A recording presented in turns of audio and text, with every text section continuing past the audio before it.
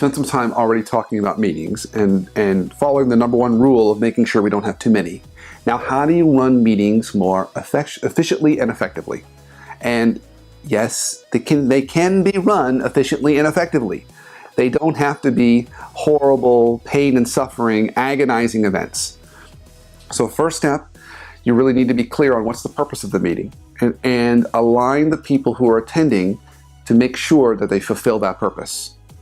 Is it a decision-making meeting or is it a communication meeting? And that can help you determine who you need to have in there.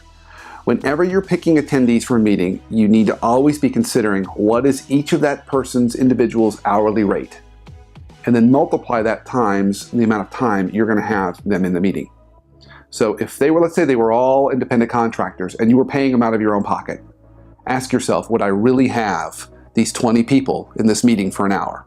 And I was paying them all their hourly rate. The answer is probably no. You wouldn't do that.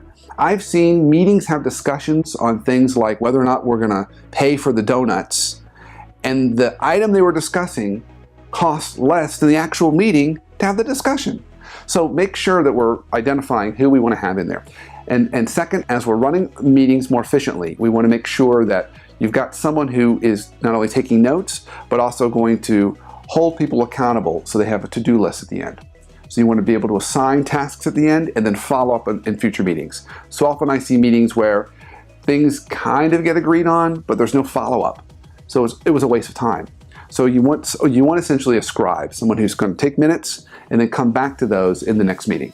But if you do those two things, choose well who you're going to invite and have some good structure in the agenda where there's follow-up, that's going to give you a mile of headway in making it much more efficient and effective.